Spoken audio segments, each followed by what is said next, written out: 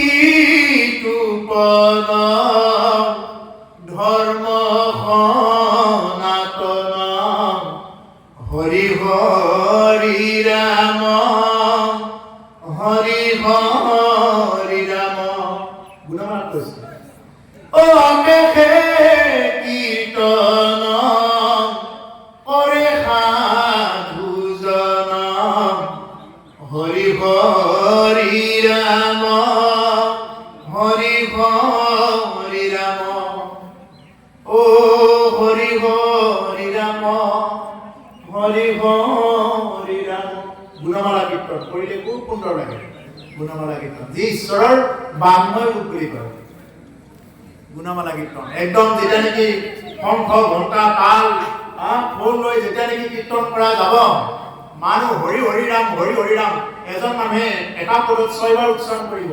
যিমান মানুহ বহি আছে কিমান হাজাৰ হাজাৰ নাম উচ্চাৰণ হ'ব আৰু নামে গোটেই জগত পবিত্ৰ কৰাই দিব সেইকাৰণে আমি মানে গুণমালা কীৰ্তন কৰিব লাগে গুণমালা কীৰ্তনত কি হৈ আছে হৰি নামৰ ধাৰা জড়িত আছে কেৱল নাম যি মহাপুৰুষে নামৰ কথা কৈ গৈছে ইটো বিতুপন ধৰ্ম সনাতন একেহে কীৰ্তন কৰে সাধুজন এই বিতুপন সনাতন ধৰ্মৰে আমাৰ এটা ভাগ গতিকে সেইকাৰণে শংকৰ মাধৱে যি পথ দেখুৱাই গৈছে আমি সেই পথতে কি কৰিব লাগে আমি ল'ব লাগে তেওঁ যি দেখুৱাই গৈছে গতিকে আজি আকৌ এনেকুৱা হৈছে শংকৰ মাধৱে দেখুওৱা পথতকৈও আৰু আকৌ আজিকালি কল্কি অৱতাৰ হোৱাৰ সময় নোহোৱাই কল্কি অৱতাৰ বুলি আকৌ একচামে প্ৰচাৰ কৰি ফুৰা দিলে এইটো আকৌ ওলাইছে বোলে কল্কি অৱতাৰ এতিয়া 4,32,000 বছৰৰ পিছত ভাগৱততে আছে দুলৰি দ্বাদশ খণ্ডৰ দুলৰিতে আছে কিন্তু কি কৰে এতিয়া আকৌ কল্কি অৱতাৰ ওলোৱা বুলি বিভিন্ন প্ৰকাৰে বিভিন্ন বাতৰি তেনেকুৱাকে মানে প্ৰকাশ কৰি আছে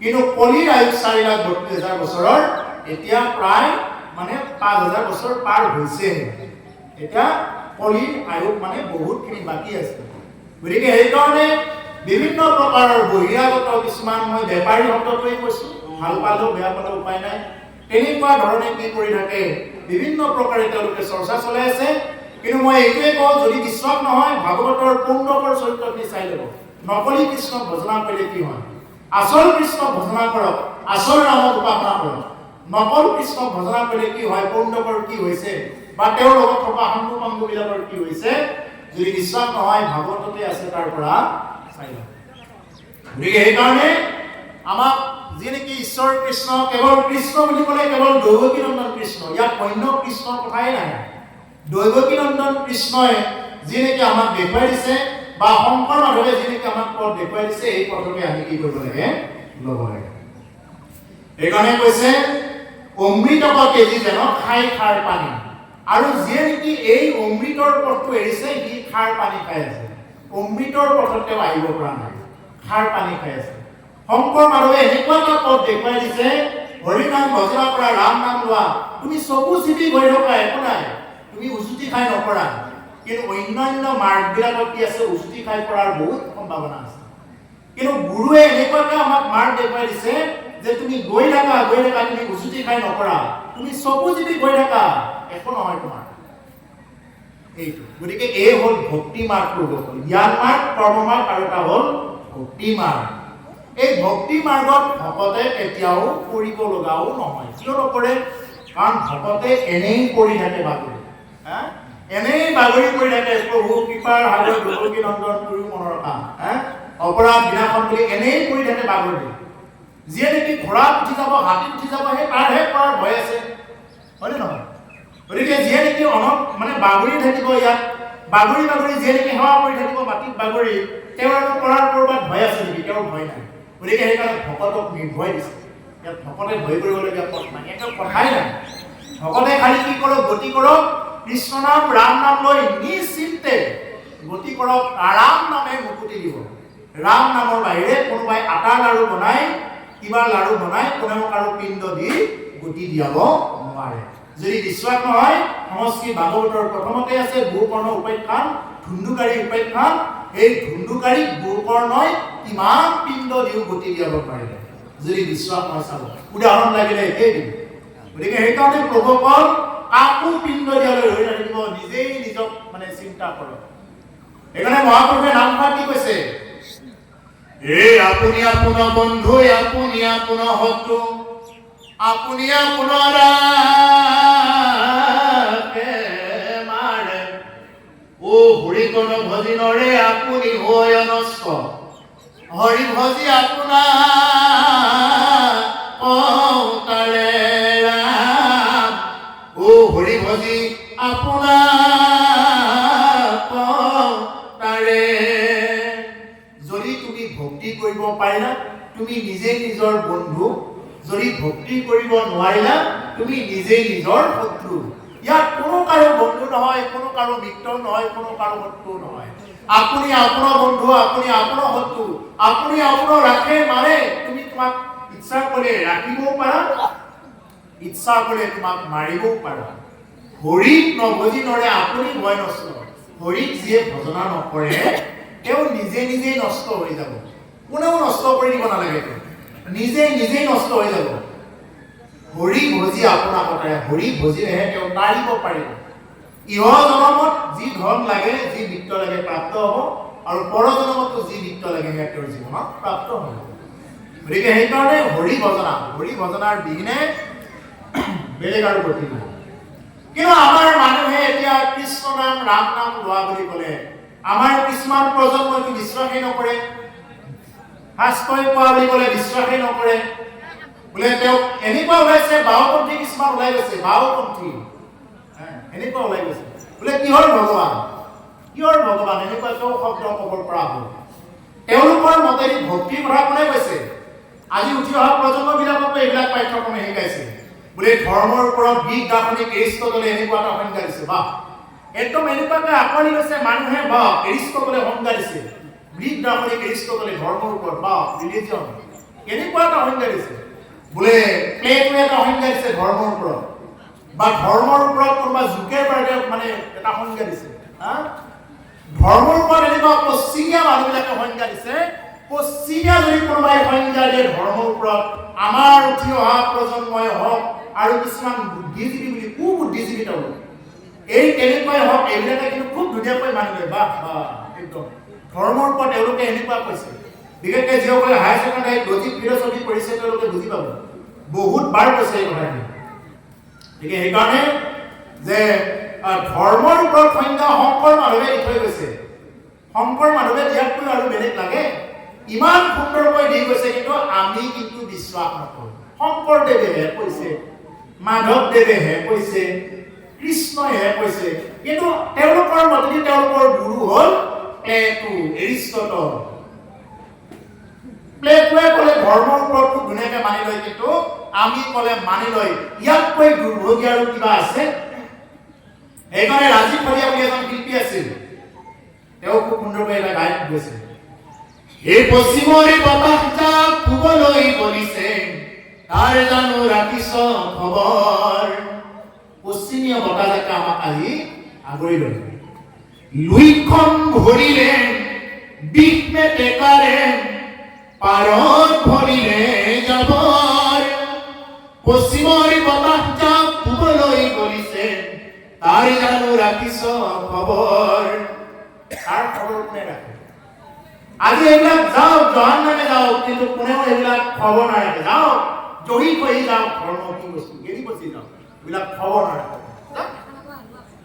এই হ'ল আমাৰ কথা। সেইকাৰণে প্ৰভুসকল শংকৰ মাধৱে যিনেকি আমাক এটা পথ দেখুৱালে, এই পথত আমি থাকিব লাগে। এই পথ যিদিনাৰ পৰা এৰি দিব আৰম্ভ কৰিব, সেইদিনাৰ পৰাই কি কৰিব? মানুহে যিমান লোক আছে সিমান লোকে কি কৰিব? পথহাৰা হ'ব, মানে মাউৰাৰ নিচিনা হ'ব। তেওঁলোকে গুৰু লাগে কৰি আছে, কিন্তু গুৰু ক'ত পায়? গুৰু আমাৰ নিজৰ নামঘৰৰ দুৱাৰ মুখত আছে, কিন্তু আমি গুৰু কোন এতিয়ালৈ চিনি পোৱা নাই, গুৰুৰ ওচৰত এতিয়ালৈকে যাবই পোৱা নাই। সেইকাৰণে ৰসৰাজ লক্ষ্মীনাথ বেজবৰুৱাই কৈছে, এই গুৰু লাগে মই শিক্ষিত বিশ্ব, গুৰু লাগে মই শিক্ষিত বিশ্ব, জগতক জাননী দিলো,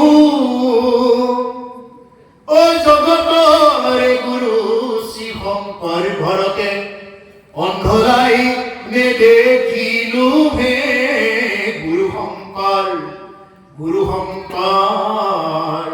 আমাৰ দীপশিখা বাইদেউ আছে আমাৰ ওচৰত ঘৰৰ পৰাই বিয়া কৰাইছে ইয়াতে তেওঁলোকে খুব সুন্দৰকৈ গায় গানবিলাক তেওঁ বিয়া নোহোৱাৰ আগতেই পাইছোঁ আমাৰ গাঁৱত থাকোঁতে খুব সুন্দৰকৈ গান গাইছে নাজানো আজিকালি ক'ৰবাৰ প্ৰগ্ৰেম কিমানখিনি কৰে নাজানো আপোনালোকে জানিব কিন্তু খুব সুন্দৰকৈ গায় তেওঁলোকে কণ্ঠ ভাল আৰু একদম ছোৱালী দিনৰ পৰাই তেওঁলোকে গান গোৱা গতিকে ইয়াত নামৰ পাঠকসকলো আছে সমস্তবিলাক ইয়াত ভৰ্তি হৈ আছে গতিকে আপোনালোকে এই কথাবিলাক সমস্ত জানে গতিকে আমাক কি লাগে গুৰু লাগে শিক্ষিত নিশ্চয় কিন্তু আমি গুৰু কি গুৰু আমি চিনি পোৱা নাই কাক গুৰু বুজিম এতিয়া কাক গুৰু ল'ম এই বুলি আমি কৰবাৰ পৰা আমদানি কৰা তেনেকুৱা ধৰণৰহে আমি গুৰু ল'বৰ কাৰণে চিন্তা কৰিলোঁ কোনোবাই যদি নকলকে কলকেৱতাৰ বুলি কৈছে হয় নেকি এই বুলি তাতে লৈছোঁ কিন্তু আমাৰ যে এজন ভকতে কৈছে বোলে অমুককে গুৰু বুলি লোৱা আমি কিন্তু তাতে নামানো সেইকাৰণে কৈছে শিক্ষিত নিশ্চয় গুৰু লাগে মই শিক্ষিত ঈশ্বৰ জগতক জাননী দিলোঁ জগতৰ গুৰু শংকৰদেৱ ঘৰতে আছে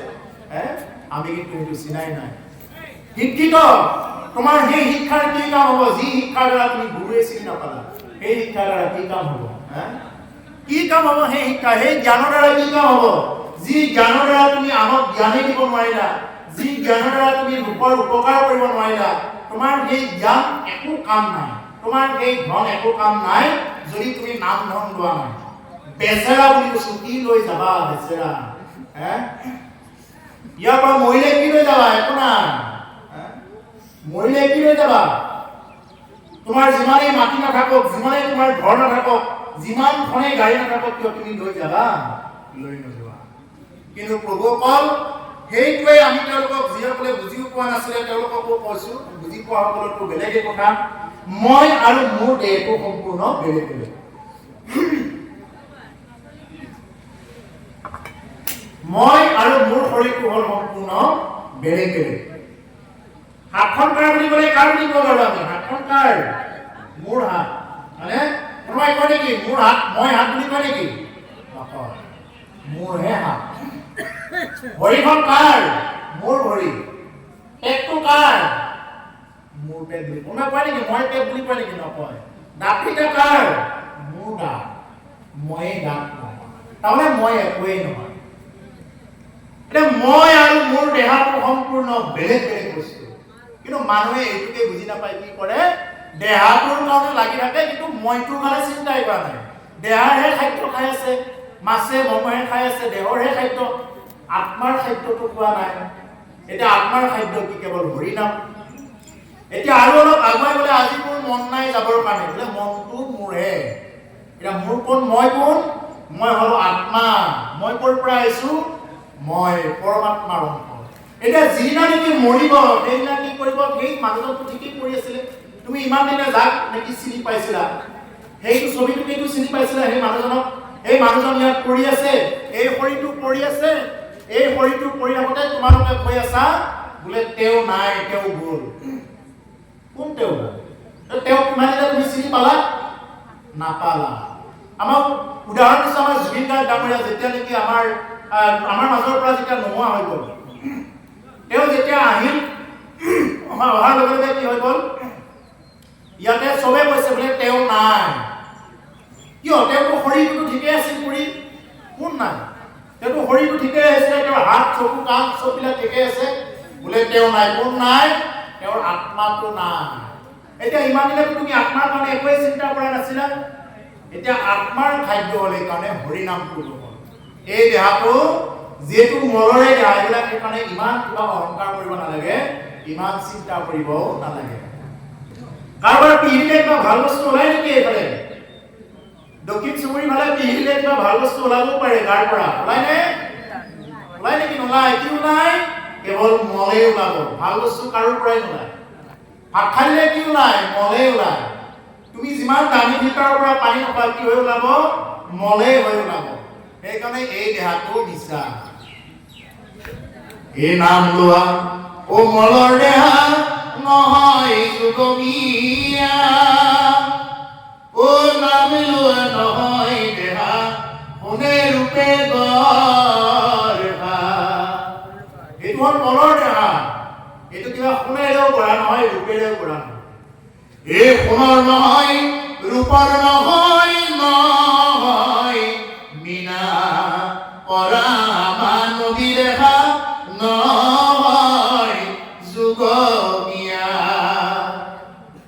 এই মানবী দেহা শুনে জানো গঢ়া ঐ মানবী দেহা ৰূপে জানো গঢ়া ও সোণৰ নহয় ৰূপৰ নহয় নহয় মিনাত পৰা মানবী দেহা নহয় যুগমীয়া এইটো কিবা সোণেৰেও কৰা নহয় ৰূপেৰেও কৰা নহয় এইটো কিবা যুগমীয়া দেহাও নহয় কেতিয়া কি হৈ যায় কোনেও ক'ব নোৱাৰে গতিকে সেইকাৰণে এই দেহটোক লৈ আমি কিমান অহংকাৰ কৰিব নালাগে এই দেহটোৰ একেবাৰে মূল্য নাই এই দেহটো মৰিলে আমাৰ বংশৰ কুটুম্বৰবিলাকে জ্বলাই দিব বেলেগে জ্বলাবৰ কাৰণে নাহে আৰু আমাৰ কুটুম্বৰবিলাকে গা ধুব যাব চুৱা লগা বুলি ক'ব এই দেহটো যিটো দেহত তুমি ইমান দিনে মোৰ বুলি লৈ আছা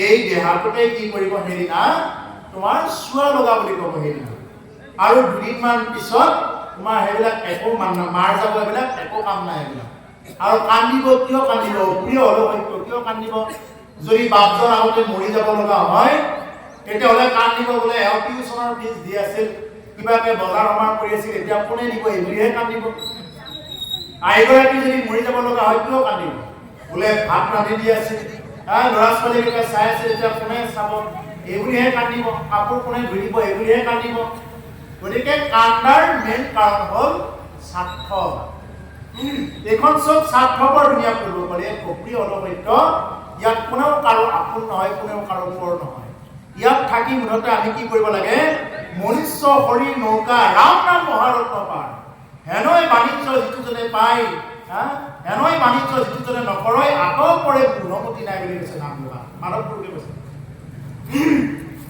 গতিকে এনেকুৱা মনুষ্য শৰীৰ পাই আমি পুত্ৰ ভাৰ্যাৰ লগত থাকি নাম ধন কামাই কৰিব লাগে আৰু যদি আমি নাম ধন কামাই কৰিব নোৱাৰো পাকে প্ৰকাৰে যদি কেৱল তুমি ৰন্ধা বঢ়া খোৱা বজাৰ কৰা এইবিলাকতে যদি তুমি ব্যস্ত থাকিলা তেতিয়াহ'লে তোমাৰ আৰু বিষয়ী যিবিলাক নেকি জীৱ আছে এইবিলাক জীৱৰ ভিতৰত কোনো ধৰণৰ ডিফাৰেঞ্চ নাথাকিব পাৰ্থক্য নাথাকিব এই বিষয় সম্বন্ধ সুখ সমস্ত জুনিতে পাই হৰি সেৱা একোটা নাই ও হৰিৰ সেৱাৰ যোগ্য কেৱল মনুষ্য তনু জানি পুৰা হৰি গো নাগায়ে ৰাম ও জানি পুৰা হৰি গো নাগায়ে বিষয় সম্বন্ধীয় সুখবিলাক সমস্ত জুনিতে পাই আছে গাহৰিটোৱেও এই উপকে লাভ কৰি আছে আমি যিমান খাই লৈ আছো কিন্তু আমাতকৈ বেছিকে খাইছে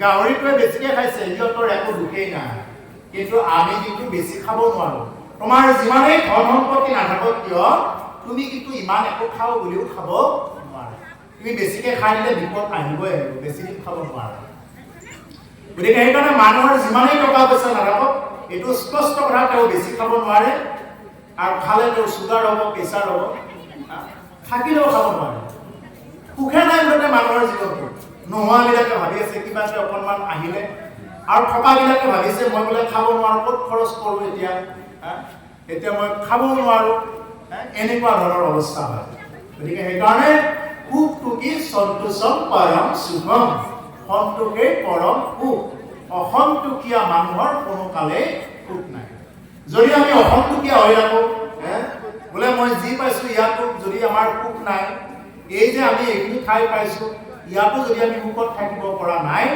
যদি ভাগৱত পাঠত যদি থাকি আমি যদি সুখ শান্তি পোৱা নাই তোমাক মৰিলে ক'ৰ পৰা সৎগতি দিব তুমি জীয়াই থাকোঁতে যদি শান্তিত থাকিব পৰা নাই জীয়াই থাকোঁতে যদি সুখ পোৱা নাই মৰিলে তোমাক ক'ৰ পৰা সৎগতি দিব একো সৎগতি নহয় সেইকাৰণে জীয়াই থাকোঁতে আমি সুখ শান্তি আমি ল'ব জানিব লাগে দেখা ভকত কেইজনকে মান্যতা কৰিব লাগে তেতিয়া প্ৰভু ভগৱন্তই এনে কি কৰিব কৃপা কৰিব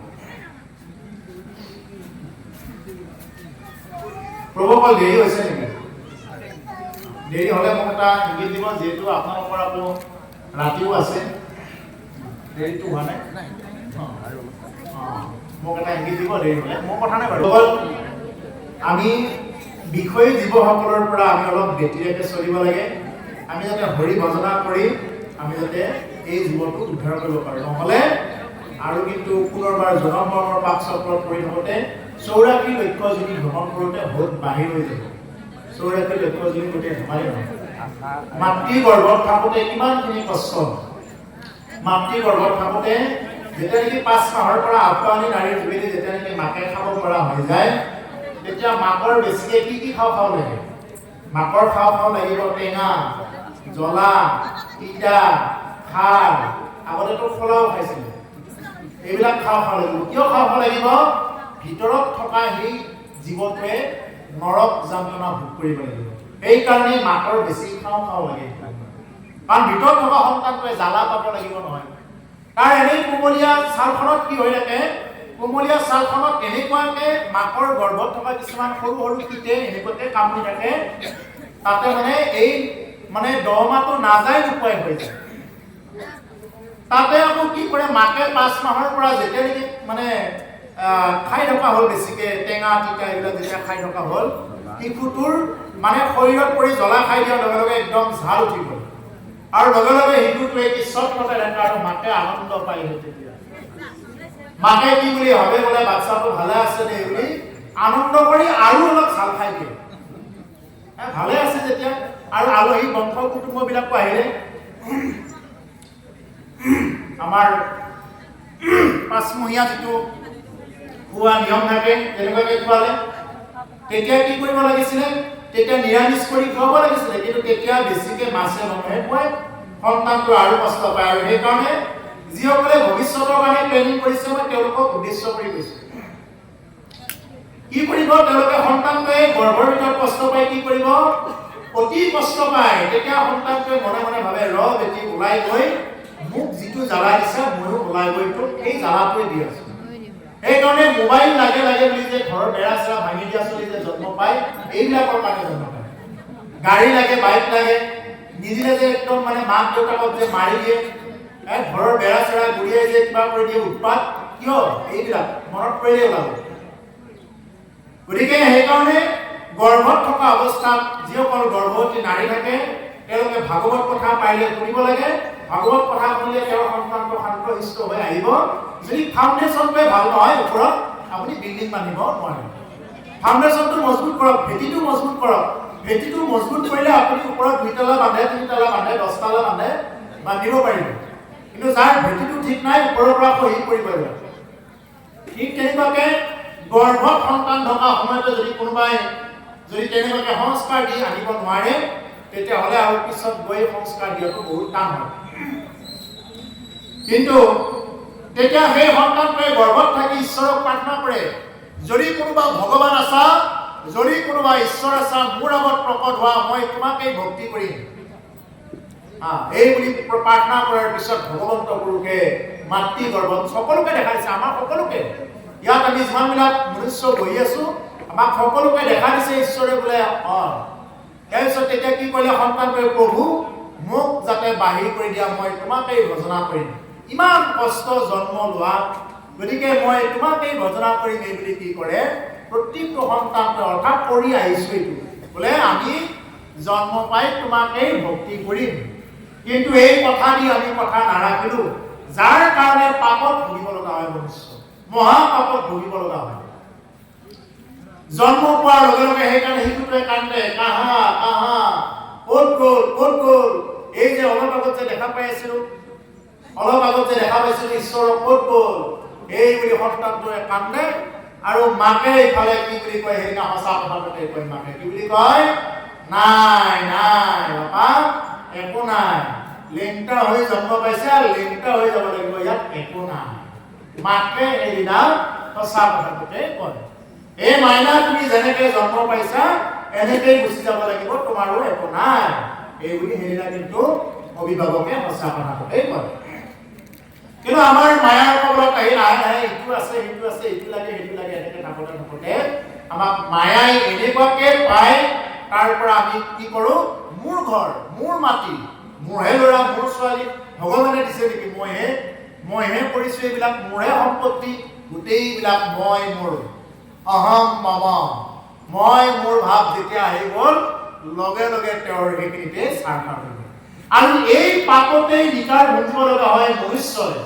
সেইকাৰণে প্ৰভুসকল মনুষ্য তেওঁৰ য'তেই জন্মগ্ৰহণ নকৰক, যিয়েই নাখাওক কিয়, কিন্তু যদি কোনোবাই হৰি ভজনা কৰিব পাৰে এই সমস্ত পাপৰ পৰা পৰিত্ৰাণ পাব পাৰে। সেইকাৰণে ভকত হৈছে অভকত হৈছে এইটো পিছৰ কথা। মুঠতে ৰাম নাম লওক, কৃষ্ণ নাম লওক, হৰি নাম লওক, ৰাম নামে তৰাব। ৰাম নাম নল'লে কোনেও তৰাই দিব নোৱাৰে, নামেহে তৰাব। আৰু গুৰু ধৰিব পাৰিলে গুৰুই যেতিয়া মাৰ্গদৰ্শন কৰাই দিব, গুৰুই মাৰ্গদৰ্শন কৰাই দিলে তেতিয়াহ'লে সেই মাৰ্গটো আৰু সহজ হৈ যাব। ক'ৰবাত পৰিলেও তাৰ পৰা কি কৰিব, উঠাই ল'ব। কোনে? গুৰুৱে উঠাই ল'ব। সেইটো লৈ চিন্তা কৰিব নালাগে। হে ৰাম ৰাজপন্থ এৰি মৰৈ পন্তপত আঞ্চি তেজি জন শুনা শুনি আত্মাৰৈ কাঞ্চি এৰি হৰি ভৱতিক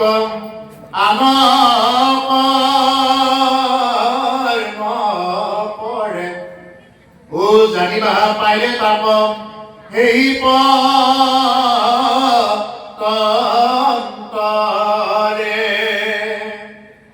ৰাজপথ এৰি মৰৈ কন্তকত শান্তি। এতিয়া এইটো আমাৰ ৰাজহুৱা পথ আছে। এই পথটোৰে নাযায় যদি কোনোবাই আকৌ গাড়ীখন এইপিনে যদি বস্তিৰ মাজেৰে নিবৰ কাৰণে চায়, তেওঁৰ জ্বালাটো হ'বনে নহয়? হ'ব। মহাপুৰুষে আমাক এটা ৰাস্তা দি থৈ গৈছে, বোলে হৰি ভজনা কৰিব গ'লে তুমি জ্ঞান মাৰ্গ কৰ্ম মাৰ্গ এইবিলাক চব বাদ দিয়া। জ্ঞান মাৰ্গতো তোমাৰ অহংকাৰ আহিয়েই যাব। অলপমান জ্ঞান আহিব লাগে। এওঁ কৈছে মই কিয় শুনিম, কিনো জানে এওঁতকৈ মই বহুত জানো। এই অহংকাৰতে খাই দিলে তেওঁৰ ভক্তিহে একেবাৰে। সেইকাৰণে জ্ঞান মাৰ্গটো কাম নাই। আটাইতকৈ জ্ঞান মাৰ্গী আছিল আমাৰ ব্যাসদেৱ। ব্যাসদেৱে জ্ঞান মাৰ্গৰ দ্বাৰা 4 বেদ 14 শাস্ত্ৰ 18 পুৰাণ লিখি দিলে। কিন্তু লাষ্টত গৈ কি কৰিলে, তেওঁ জ্ঞান মাৰ্গৰ পৰা ফেইলাৰ হ'ব লগা হ'ল। কৰ্মমাৰ্গ কৰি কৰি সৌন কালি কৰি ঋষিসকলে কি কৰিলে, শেষত গৈ ভাগৱত কথা শুনিলে। আৰু এটা হ'ল ভক্তি মাৰ্গ। সেইকাৰণে প্ৰভুসকল ভক্তি মাৰ্গত কি আমি দীঘল দিব লাগে ভকতৰ ওচৰত, প্ৰভু একো নাই কৃষ্ণ, ভকতকে আমি ঈশ্বৰ বুলি ল'ব লাগে।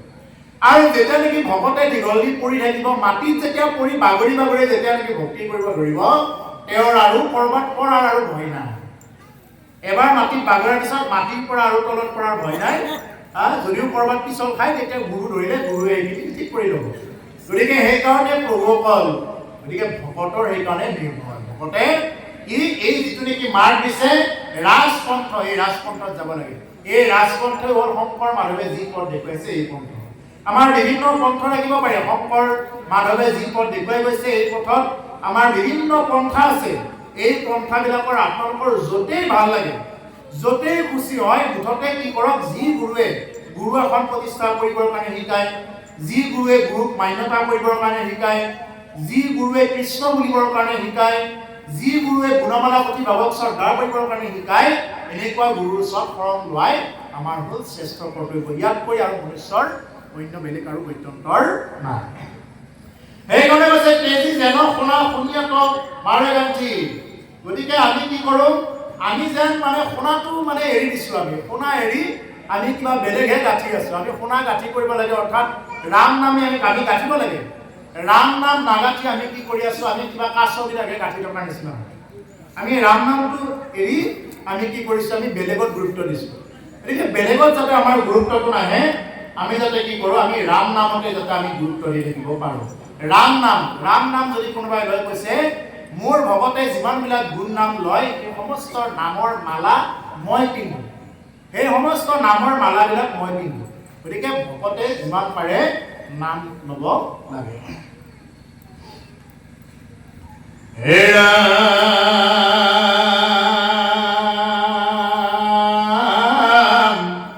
কেশৱত পৰে দেৱ নাহি আন ধৰ্ম হৰি ভকতি মান হেন জানি কৃষ্ণ কথা শুনি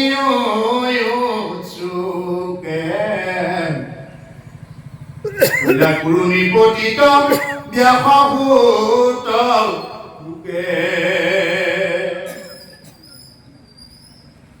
দেৱত পৰে নাহি দেৱ নাহি নাহি আন কেশ ঈশ্বৰ কৃষ্ণৰ বাহিৰে আৰু দেৱ নাই নাই নাই কৈছে নাই ঈশ্বৰ কৃষ্ণৰ বাহিৰে তেওঁৱে সমস্তৰ কি কৰি ৰক্ষাকৰ্তা নাহি নাহি ধৰ্ম হৰি ভকতি সমান আৰু হৰি ভকতিৰ সমান আৰু বেলেগ মানে ধৰ্ম নাই হৰি ভক্তিয়ে কৰিব দিছে ইয়াত আমাক বেলেগ একো কণ্ঠ কৰিব দিয়া নাই প্ৰভুসকল এতিয়া যদি আমি হৰি ভক্তি এৰি যদি আমি বেলেগ পন্থাৰে গতি কৰিব যাওঁ তেতিয়াহ'লে এইবিলাকত আমাৰ বিঘিনি আছে ভাগৱতৰ আৰম্ভণিতে কৈছে সৌন কাৰি কৰি ঋষিসকলে কৈছে আমি ইমান দিন ধূমৰ ধোৱাৰে আমাৰ গোটেই ধূম্ৰবৰ্ণ হৈ গ'ল শৰীৰবিলাক কিন্তু তথাপি আমি মানে ঈশ্বৰক পোৱা নাই ৰজা পৰীক্ষিতে 7 দিন শুনি গতি পালে আৰু আমি ইমান দিন কৰি আছো আমি গতি পোৱা নাই সৌন কাৰি কৰি মুনিসকল কিন্তু সাধাৰণ মুনি নাছিলে ব্ৰহ্মবিদ মুনি এজন ব্ৰহ্মবিদ মুনি গতিকে তেওঁলোকে শেষত গৈ কি কৰিলে এই ভাগৱতৰ লাইনতে আহি গৈছে গতিকে সেইকাৰণে আজি আমাৰ বহুতে কয়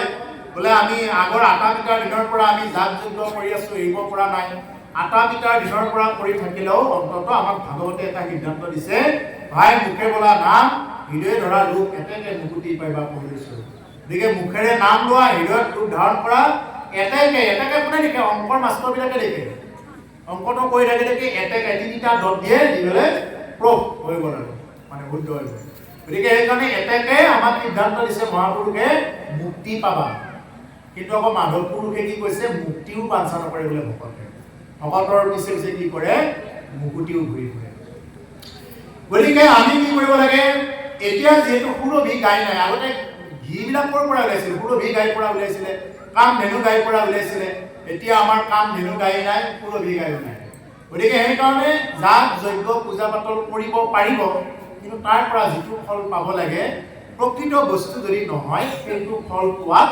বহুত টান হ'ব যদি আপুনি প্ৰকৃততে সুৰভি গাই পাইছে তাৰ পৰা গাখীৰ উলিয়াব পাৰিছে কৰক কথা নাই কিন্তু যদি আপুনি মানে সুৰভি গাই পোৱা নাই যদি সেইবিলাক গাখীৰ যদি উলিয়াব পৰা নাই তেতিয়াহ'লে সেইবিলাক কৰিলে কি হ'ব তাৰ বিঘিনিহে আছে বুলি কৈছে মন্ত্ৰ উচ্চাৰণ কৰোঁতে এটা ভুল হ'ব নোৱাৰে এটা আখৰ যদি ভুল হৈ যায় তাতে বিঘিনি হ'ব যিয়ে মন্ত্ৰ গায় তেওঁৰ বিঘিনি নহয় যিয়ে অনুষ্ঠানটো কৰে এই যাজকৰ বিঘিনি হৈ যাব মৰিবও পাৰে বহুত দেখিছো আমাৰ ওচৰে পাজৰে দেখিছো এনেকুৱা কিছুমান ঠাই আছে কিছুদিন আগত এটা যজ্ঞ কৰিছিল ডাঙৰ যজ্ঞ এটা কৰি কি হৈ গ'ল কিছুদিনৰ পিছত আকৌ সেই ঠাইতে কি হৈ গ'ল এখন এনেকুৱা যুদ্ধ লাগি গ'ল লগে লগে সেই গেৰৰ মুখত ৱাল দিয়া কৰবাত দিছিলে দেখিছিলে এটা ৰাজহুৱা নাম মন্দিৰ এইটো এটা শিৱ মন্দিৰৰ সন্মুখত এটা গেট দিব লগাত বাধ্যত পৰিছে আগতে বহুত মিল আছিলে সমাজখনৰ কিন্তু হৈ গ'ল মই ইয়াৰ আগতেই কৈ আছো বোলে এই জাত যজ্ঞ পূজা পাতল কলি যুগত নহয় এইবিলাক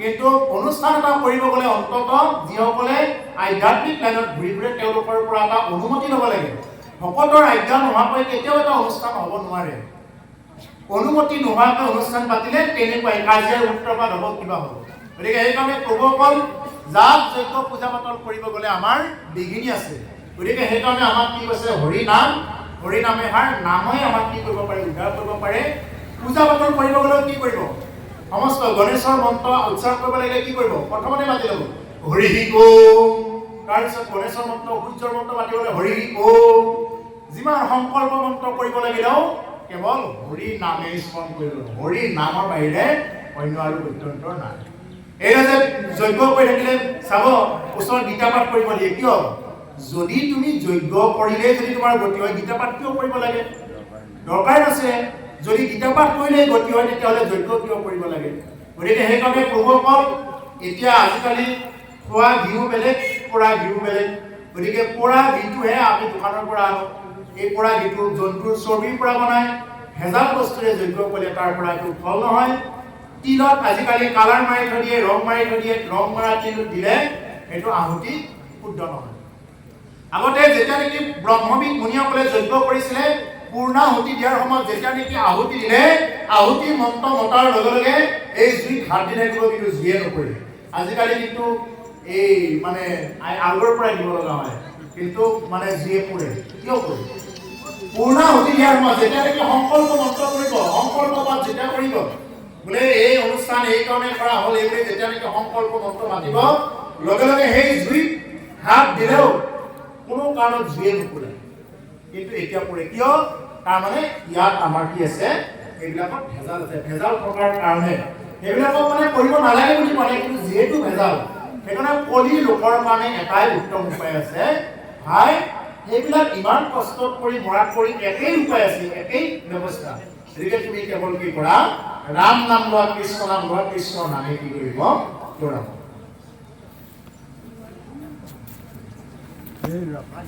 এশবতে পৰে দেৱ নাহি আন, নাহি নাহি ধৰ্ম হৰি ভকতি সমান, হৰি ভকতিৰ সমান আৰু বেলেগ একো নাই।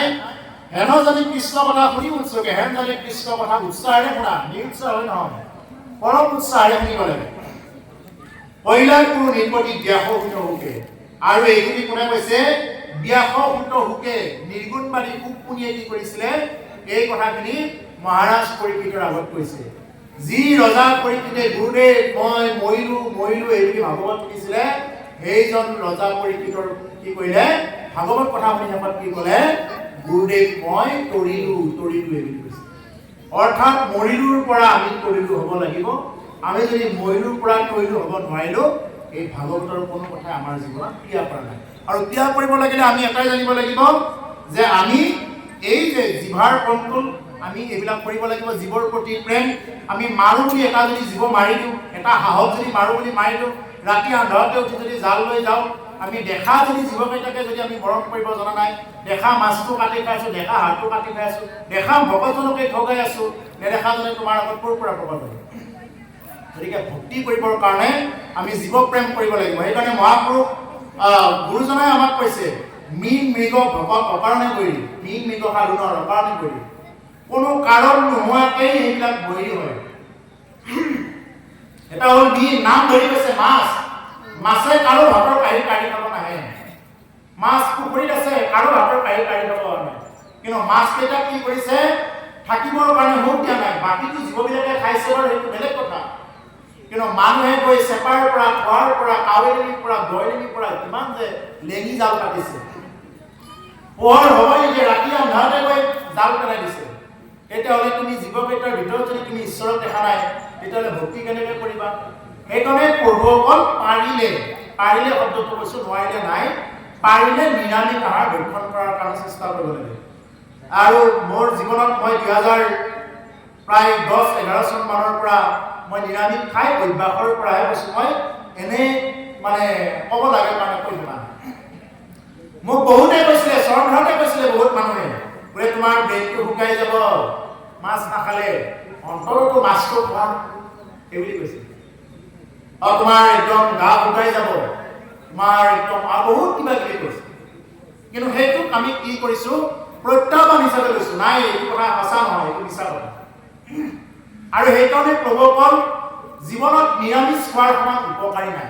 মই নিজে ফাৰ্মাচী মানুহ, সেইকাৰণে মই কওঁ নিৰামিষ খাওক, স্বাস্থ্য ঠিকে থাকিব, আঞ্জা বেছিকে খাওক, ভাত কমকে খাওক, জীৱনত সুন্দৰ টোপনি আহিব, খোলা মনেৰে থাকিব পাৰিব, আৰু বিভিন্ন প্ৰকাৰৰ পেটৰ বেমাৰে নাপায়, বিভিন্ন প্ৰকাৰৰ যিবিলাক নেকি আমাৰ বল হজম কিবা কিবি এইবিলাকে নাপায়, লিভাৰৰ বটল খাব লগাই নহ'ব, গেষ্ট্ৰিকৰ টেবলেট খাব লগাই নহ'ব, খুব সুন্দৰকৈ চলিব পাৰিব যেতিয়া নেকি নিৰামিষ খোৱাৰ অভ্যাস কৰি দিব।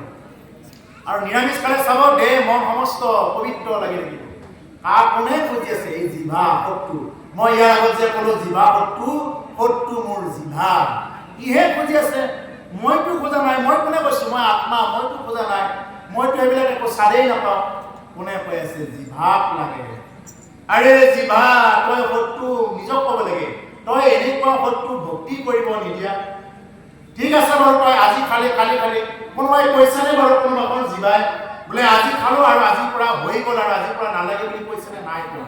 তাৰমানে জিভা আমাৰ পৰম শত্ৰু। মাছে নমহে খাই থাকক, বাৰ বাৰ খাই থাকক, তথাপি খোৱাৰ কাৰণে তাৰ গোটা নপলায়। তাৰমানে এই জিভাবোৰ আমাৰ শত্ৰু বুলি বুজি ল'ব লাগে। কিন্তু আমি ধৰ্মও জানিছোঁ, কিন্তু ধৰ্ম কৰিব পৰা নাই। অধৰ্মও জানো, তাকো বাদ দিব পৰা নাই। এই হ'ল দুৰ্যোধন চৰিত্ৰ। এই দুৰ্যোধনকো কৈছিলে ভগৱান কৃষ্ণই, হে দুৰ্যোধন, 5জন পাণ্ডৱৰ কাৰণে 5খন গাঁৱৰ কথা কৈছে। 5জন পাণ্ডৱৰ কাৰণে 5খন গাঁৱৰ কথা কওঁতে তুমি ক'লা বেজিৰ আগমন মাতি নিদিওঁ বিনা যুদ্ধে। তোমাৰ ইমান অহংকাৰ, তুমি জানা নে নাজানা এইটো যে তোমাৰ এটা তোমাৰ ভুল হৈছে, তুমি জানা নে নাজানা, স্বীকাৰ কৰা নে নকৰা? তেতিয়া মাধৱক কৈছে, হে মাধৱ, মই জানো যে এইটো যে উচিত কথা নহয়, তথাপি জানো, কিন্তু মই 5খন গাঁও এৰি দিব নোৱাৰো। মই 5খন গাঁও এৰি দিব নোৱাৰো আৰু মই বিনা যুদ্ধে বেজীৰ আগৰমান মাটিও দিব নোৱাৰো, একো কৰিব নোৱাৰো। এয়া তাৰমানে আমি সেইটো দুৰ্যোধন আমাৰ মাজতে আছে। ধৰ্ম কি চব জানো। ইয়াত কোনোবা এজন বাপে আহি পঢ়ি শুনা মই বুজাব নালাগে, চব জানো, কোনে কি নাজানে, চব জানো। আৰু অধৰ্ম কি সেইটোও জানো, কিন্তু আমি কৰিব পৰা নাই। গতিকে মই কেতিয়াও কৈছো, এতিয়াও এটা অনুৰোধ কৰিব, ধৰ্ম কৰিব যদি অধৰ্ম যদি বাদ দিব পৰা নাই, আমি ধৰ্মকো বাদ নিদিওঁ, সামচি ধৰি ৰাখিব লাগে। অধৰ্ম যদি আছে, ধৰ্মও আছে, আৰু এনেকে চলি থাকিলে দেখিব যে প্ৰভু ভগৱন্তই অশেষ কৃপা কৰিব আৰু এই কৃপাৰ দ্বাৰাই জীৱনত অশেষ শান্তি পাব। জীৱনত দামী বিচনাখনে কিনি ল'ব পাৰিব, টোপনিটো ক'ৰ পৰা কিনিব? গতিকে টোপনিটো কিনা নাযায়। স্লিপিং টেবলেট কিমান খাব? স্লিপিং টেবলেট খাওঁতে খাওঁতে পইণ্ট 12তে বেছি হৈ যাব, লিভাৰ ট্ৰিটমেণ্ট শেষ কৰি দিব। গতিকে সেইকাৰণে আমি কি কৰিব লাগে? আমি পাৰিলে নাম ল'ব লাগে, নাম লৈ ৰাতি শুব লাগে, ঈশ্বৰৰ নাম লৈ বা গুৰুৱে যেনেকৈ শুব দিয়ে তেনেকৈ শুব লাগে। তেনেকৈ যদি অভ্যাস কৰা যায় দেখিব খুব সুন্দৰ টোপনি আহিব। জীৱনৰ পৰা অন্য জীৱক কষ্ট দিয়াবিলাক বাদ দিব। যদি মোৰ কাৰণে কোনোবা এটা জীৱ যদি কষ্ট পাব লগা হয়, তেতিয়াহ'লে মোৰ জীয়াই থকাৰ কাম নাই। মোৰ কাৰণে যদি এটা হাঁহে কষ্ট পাই আছে, মোৰ কাৰণে যদি কোনোবা কেইটামান জীৱই কষ্ট পাই আছে, তেতিয়াহ'লে এইটো আমাৰ জীৱনৰ পৰম ভুল। গতিকে সেইকাৰণে যাতে আমাৰ কাৰণে, মোৰ কাৰণে যাতে কোনো এটা জীৱই কষ্ট পাব লগা নহয়। হে ভগৱান, যদি মোৰ কাৰণে কাৰোবাৰ যদি কষ্ট পাব লগা আছে, যাতে মোকেই লৈ যোৱা, কিন্তু তথাপি যাতে কোনো জীৱৰ কষ্ট হ'ব লগা নহয়। ভকত এনেকুৱা উদাৰ চৰিত্ৰ। মোৰ ভকত অতি উদাৰ বুলি কৈছে, ইমান উদাৰ, ইচ্ছা কৰিলে সমস্ত দি দিব পাৰে। কত এনেকুৱা ঋষিমুনি হাতী পৰ্যন্ত দি দিছে ইন্দ্ৰ বজ্ৰ বনাবৰ কাৰণে। দদিচি মুনি আছিলে, দদিচি মুনিয়েতো নিজৰ হাতীডালো দি দিছে। ভকত এনেকুৱা উদাৰ ঈশ্বৰৰ ভকত।